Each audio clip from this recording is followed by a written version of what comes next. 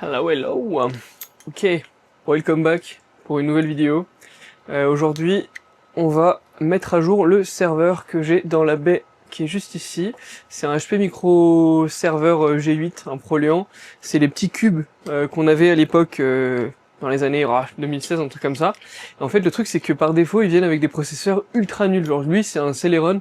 J'ai vu que je peux le mettre à jour avec de l'i3. Donc l'idée, c'est que je prenne le i3 de 3e génération de l'un des PC que j'ai autour de moi et que on le mette à niveau parce que il est pas assez puissant actuellement pour faire tourner FreeGate qui tourne sur un conteneur qui tourne sur du Proxmox. Donc, il me faut un peu plus de lumière parce qu'on n'y voit rien actuellement. Bon, ça fait très longtemps qu'on s'est pas vu. J'ai pas arrêté de faire des trucs, mais j'avais pas trop la motivation de faire des vidéos. Enfin, c'était pas si simple de trouver le temps et tout. J'ai pris une lumière qui est jaune. Je vais chercher une autre ampoule, attendez. Hop, je vous prends avec moi. Alors, donc, il nous faut une GU10 qui soit... On va tester ça. Ok.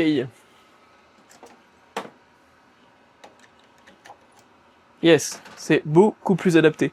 Ok, parfait. Donc, ce que je vous propose, c'est que on va sortir le serveur actuellement. Le serveur est dans la baie de serveur qui est tout en bas. Je sais pas si vous la verrez correctement. Hop. Alors, bon, je vais vous décrocher. Hop. Il est là. Donc, notre petit serveur, on va l'éteindre. Hop. Ça me donne le temps de vous faire un petit setup de tout ce qu'il y a dans la baie. En gros, c'est une baie que mon père a pu récupérer quand son travail a déménagé. C'est pas une baie qui est ultra profonde, donc en gros c'est pas compatible avec des serveurs de grande taille. Mais je l'ai aménagé pour que tout ce qu'on a besoin rentre dedans. En vrai, il n'y a pas grand chose, donc il y a le micro-serveur ici, il y a l'UPS. Et il y a pas longtemps, en gros, j'ai changé tout le matériel qu'on avait, qui était du Luxul. C'est une marque de Legrand. On avait des bornes un peu de partout.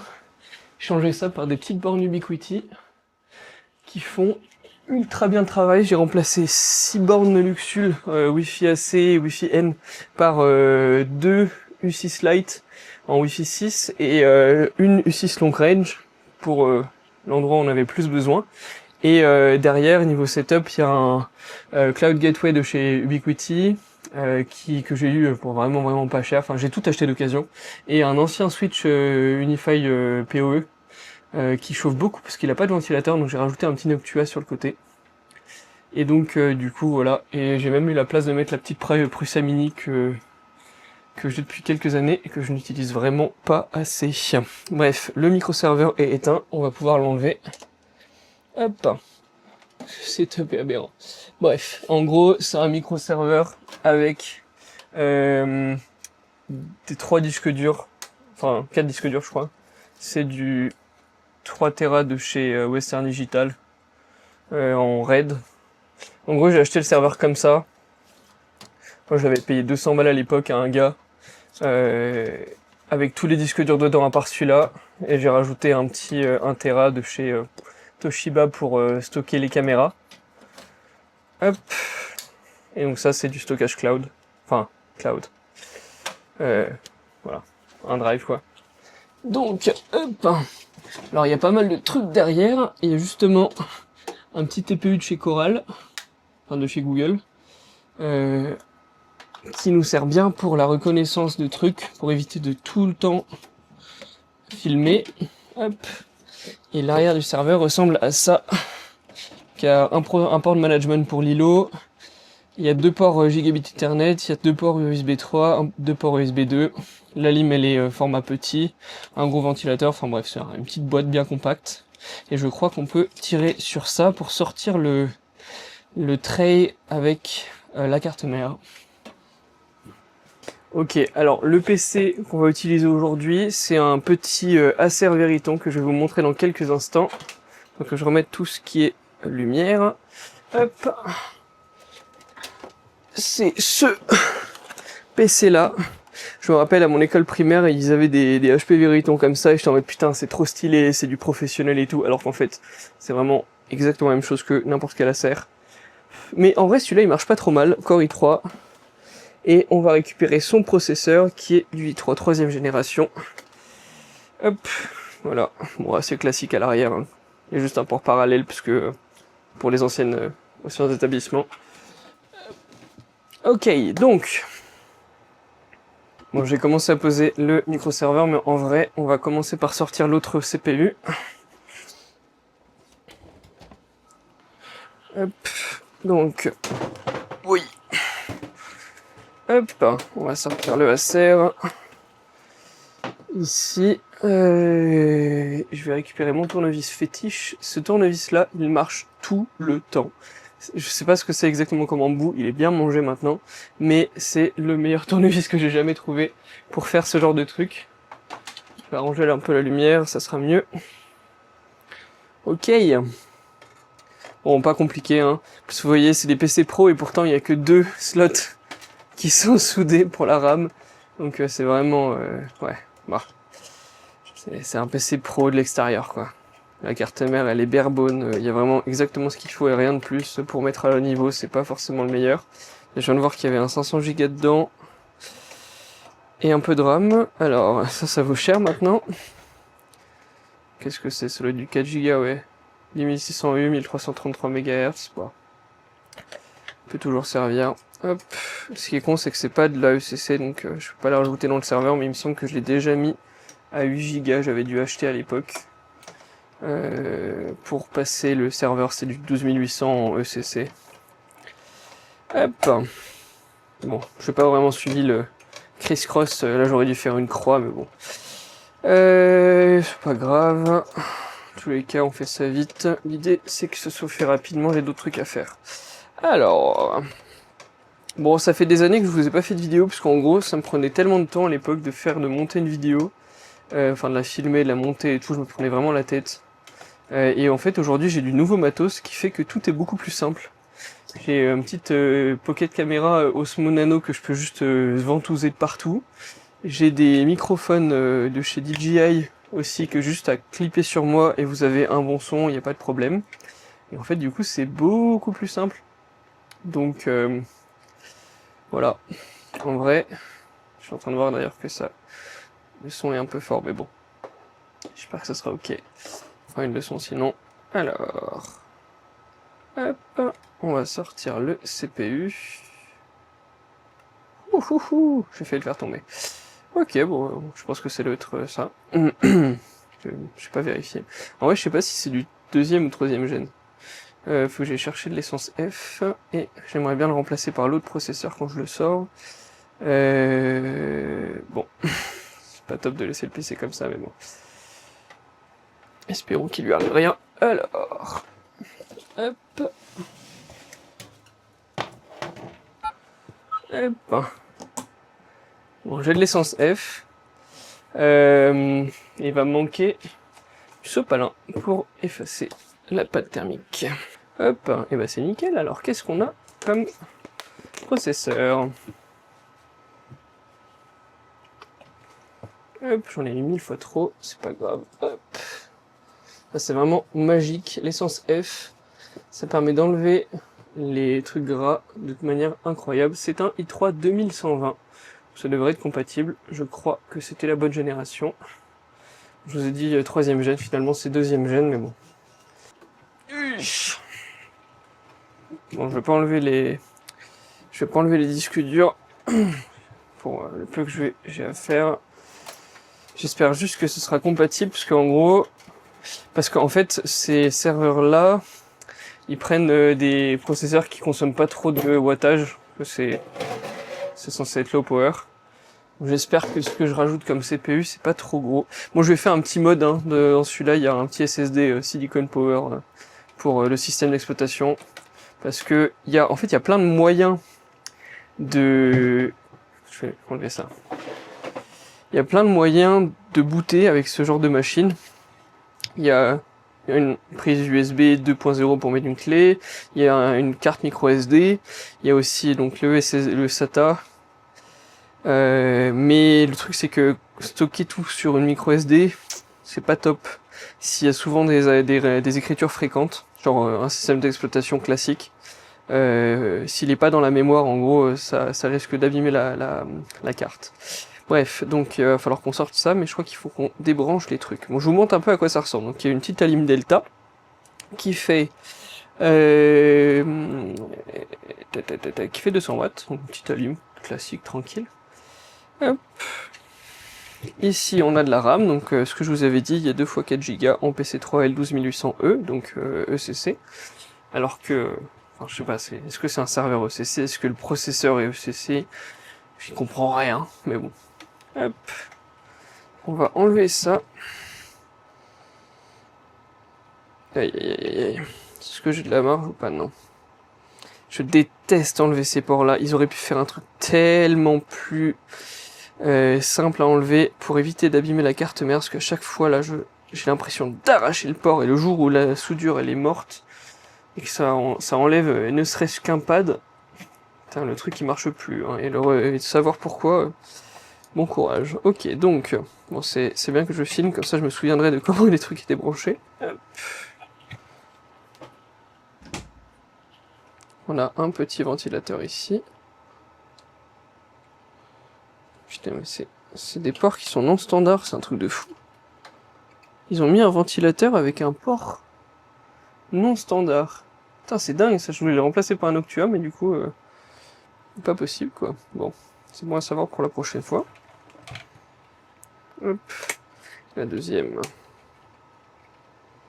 Et ils sont bien forts, les connecteurs. Hop. Donc, j'ai un dernier petit connecteur enlevé, et on pourra sortir la carte mère. Ok, alors si je ne m'abuse, je dois tirer sur ça pour sortir la carte mère, mais ça va pas le finir. Bon, bah écoutez, mettez pas votre doigt. Ça a failli me faire très très mal là. Hop. Donc, la carte mère sort toute seule, et c'est quand même pas trop mal niveau réparabilité. Alors il y a des vis Torx, mais ils donnent la BTR devant. J'espère que vous y voyez assez, sinon je zoomerai un peu sur la vidéo. Donc voilà, du coup, et la pâte thermique est pas trop mal en vrai. Bon, ça sent que ça chauffe, et que le petit processeur là, il galère un peu, mais bon. On va l'essuyer avant de le sortir. Je sais pas si c'était une bonne idée, mais bon. Hop. On va aussi essuyer ça. Oui, aïe aïe aïe. C'est très très facile de s'en mettre de partout. Ils en avaient mis beaucoup de pâte thermique, hein. Waouh, waouh, waouh. Heureusement, j'ai un deuxième sopalin avec 2 bouteilles d'essence F, du coup, vu que j'avais perdu l'autre.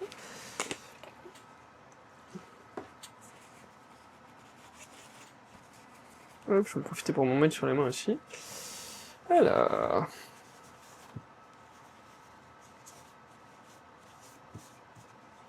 Hop, c'est tout neuf, parfait.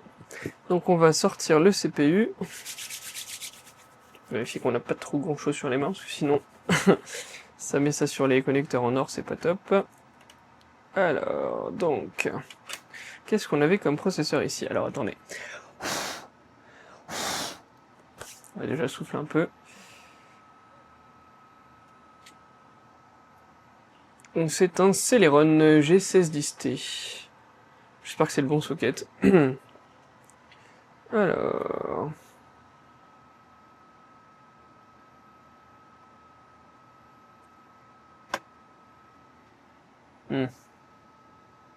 C'est étonnant, on dirait qu'il est plus gros, enfin plus petit que le socket. Est-ce que je suis bien niveau des trompeurs? Normalement c'est bon. Est-ce que lui il était mis pareil? J'ai l'impression aussi. Bon. C'est dingue d'avoir un truc aussi beau, aussi qualitatif pour un Celeron de merde. Bah, ok, donc, on va pouvoir refermer ça. Et j'ai pas regardé l'état des piles, mais j'imagine que c'est ok. Alors on est bien, on tient bien. Il est quand même assez... Wow, faut forcer, hein. Et il risque pas de bouger le processeur. Bon, On a la puce silo ici que je vous disais tout à l'heure pour le management externe. Ok, bon, et bah écoutez, on va pouvoir repartir sur de bonnes bases, on va pouvoir tester ça. Ok, alors me voici avec ma boîte à pâte thermique. Et truc de soudure aussi. Hop. Donc j'ai de la petite Noctua qui doit rester, MX2, j'en ai aussi là. Et on a peut-être encore là. Parce que j'avais oublié que j'en avais acheté, donc j'en ai racheté. Alors, il n'y a pas... Enfin, c'est très bien, c'est très basique, ça marche bien tout le temps. Je pense que je vais prendre celle-ci. Ça a l'air d'être la plus récente. Je sais pas c'est quoi la différence entre une MX4 et une MX2, mais bon. Les avis montrent que l'Arctic MX4 et l'Arctic MX2 sont deux pâtes thermiques fiables, non conductrices et faciles à utiliser. La MX4 est généralement considérée comme plus performante, Bon. avec une... Je suis pas sûr que ça change grand chose, mais bon. On va mettre la MX4. J'espère juste qu'elle est pas trop vieille. Alors, j'ai arrêté de faire un grain de riz, parce que je trouve que ça va pas assez de partout. Donc maintenant, je fais des croix. Alors, est-ce que ça va être mieux de cette manière-là? Ok, bon, allez, ça c'est fait. Donc on a notre truc qui est remis en place. On va pouvoir le remettre dans le serveur. Reprenons le micro-serveur. Aïe aïe aïe aïe aïe, c'est bien poussiéreux, c'est bien dégueulasse. Bah. C'est toujours marrer Ça me fait toujours marrer la grosseur du port de l'agrégateur de SATA là. Je crois qu'il faut que j'attende pour le mettre celui-là. Hop, et ça. Bon, on va un petit peu inspecter, ça m'a l'air bien. Ici, c'est pareil, il va falloir qu'on remette la RAM. Hop. Donc, ça c'est celle de devant, c'est celle de derrière.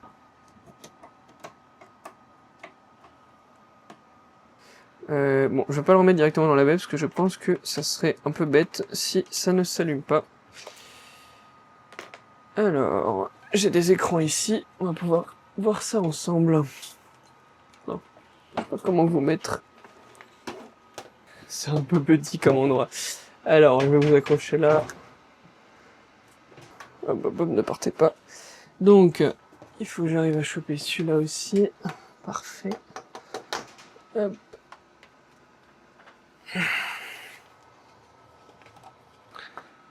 Est-ce que le serveur va démarrer? C'est ça la question qu'il faut se poser. Le délai est allumé.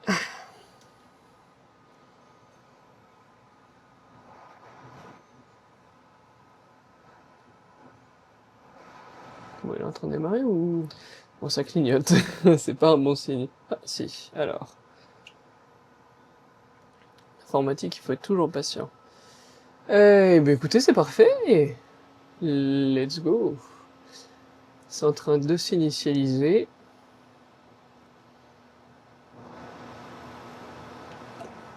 Ah. On vient de se couper. Alors. Et ça redémarre.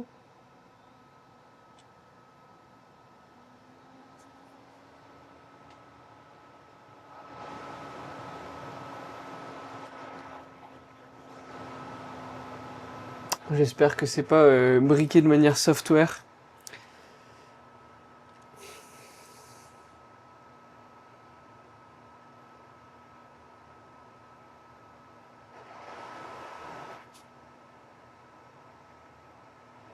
Bon, on va déjà plus loin que les 10% tout à l'heure. Pourquoi ça se coupe?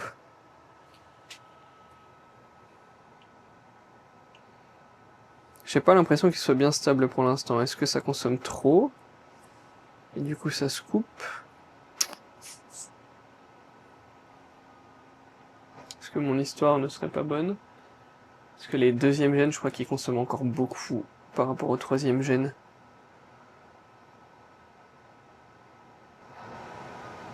Bon.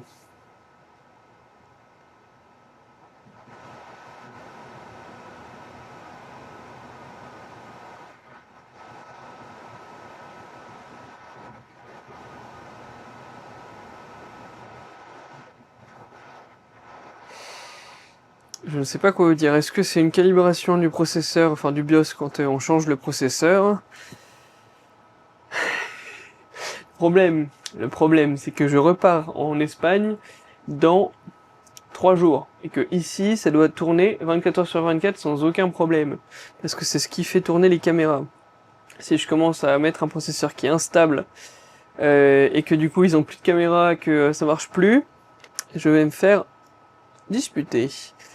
Ce qu'on va faire, c'est que là, il continue quand même de démarrer, 21-20, HP Balance Power Profile, je sais pas quoi, 24 degrés inlet, donc c'est ok. Il va rester en test pendant quelques jours, et si tout se passe bien, à ce moment-là, je le laisserai, sinon je repasserai sur le Celeron. J'ai jamais fait d'upgrade de serveur de ma vie, donc est-ce que c'est normal? Ça m'étonnerait pas, vu que les serveurs, ils ont des procédures de démarrage et des BIOS qui sont beaucoup plus complexes, enfin les autotests et tout est beaucoup plus complexe que les PC traditionnels qui doivent aller vite, et au pire, s'il y a un truc qui marche pas, c'est pas grave. Un serveur, vu que ça tourne tout le temps, en fait, ça peut pas cracher. Bon, là, il commence à booter sur Proxmox, donc ça va consommer pas mal de puissance. Donc si jamais ça se coupe parce qu'il est pas assez puissant, ce serait là. Ok. Bon, bah notre Proxmox, ça finit de démarrer. Il est pas connecté à Internet, donc là, il va se plaindre. On va l'éteindre. On va le remettre dans la baie. Bon.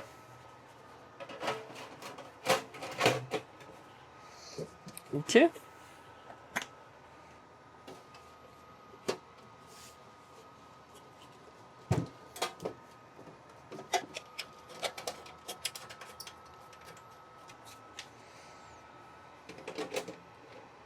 La porte elle est assez smart en vrai, c'est vraiment juste de la tôle pliée comme ça, avec deux petits trucs qui sortent. Et ça rentre, ça se met là, et en fait ça fait une charnière. Mais du coup ça s'enlève super facilement. Et après il y a un aimant pour tenir tout ça. Et voilà, notre serveur est remonté. Alors, de retour, j'ai oublié quel était le port Ethernet. J'imagine que c'était le 2. Et si c'est pas le 2, ça va plus marcher. Aïe. Le Coral, où est-ce que je l'ai mis? Il est par ici. Donc le Coral, il devait être branché en dessous. Bon, c'est le moment où on va vérifier si tout est bien branché correctement et si tout fonctionne. Alors je viens de l'allumer, il s'est éteint, il se rallume. Qu'est-ce qui se passe? Je ne sais pas. Bon, j'ai demandé à Perplexity si c'était normal et il m'a dit que bon, c'était peut-être normal. Et vu qu'il s'éteint pas, ça peut être ok. Bon, de ce côté-là, ça m'a l'air pas mal aussi. On va voir si le Proxmox fonctionne. Est-ce que Freegate est de nouveau reparti? Hop, et ben on dirait bien que Freegate est reparti. Je suis connecté dessus, donc ça veut dire que le réseau est ok. Ok, donc vous pouvez voir ici que la vitesse d'inférence du détecteur est bonne. Enfin, en tout cas, il y a de l'activité, donc ça veut dire qu'il est bien détecté. Utilisation du CPU aussi, bon c'est normal. Et donc j'ai l'impression que on est bien. Je crois que je peux avoir les logs ici. Journaux système.